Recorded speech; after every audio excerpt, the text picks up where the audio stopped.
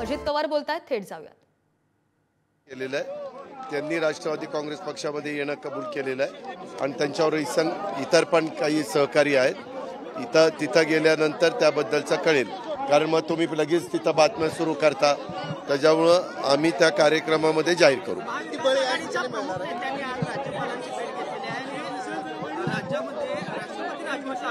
हो का, आम्ही ज्यावेळेस महायुतीत होतो ना, महाविकास आघाडीत होतो, असं आम्ही पण अनेकदा राज्यपालांची भेट घेतली. त्या भेटीला काही अर्थ नसतो, हे भेट देणाऱ्यांनाही सगळ्यांना माहिती आहे.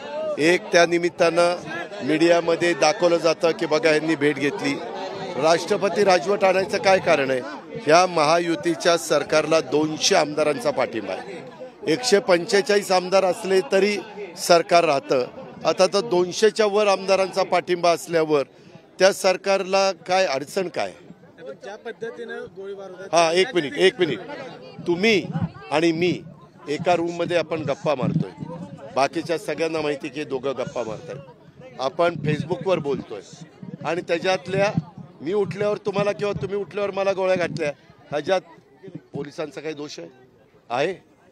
तुम्ही दोघं मित्र होता, तुम्ही फेसबुकवर सांगताय सगळ्यांना आमचे सगळं मिटवलंय, अमकं झालंय तमकं झालंय, ह्याच्यात काय दोष आहे? दुसरी गोष्ट, जी काही मी ह्याचं समर्थन अजिबात करत नाही, परंतु सत्ताधारी पक्षाच्या एका आमदारांनी पोलीस स्टेशनला गोळ्या झाडल्या. ताबडतोब पोलीस आतमध्ये आले, ताबडतोब.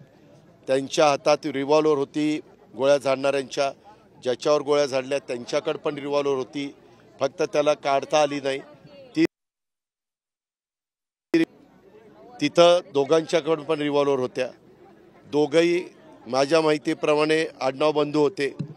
त्याच्यात आपण खोलात जाऊन नक्की जमिनीच्या वादातनं झालंय का आणखीन कशातनं झालंय त्याचा तपास चाललेला नाही. ह्यामध्ये कालचं तर सगळ्यांनी उघड बघितलेलं आहे. उगीचच काहीतरी साप म्हणत कशाला तरी धोपटायचं हे बरोबर नाही. कायदा सुव्यवस्था चांगली राहिली पाहिजे याबद्दल दुमत असण्याचं अजिबात कारण नाही. त्याच्यामध्ये तिसरं जे एक गुंडांनीच गुंडांना मारलं, त्याच्यात तर तुमचा आमचा कुणाचा दोष नव्हताच.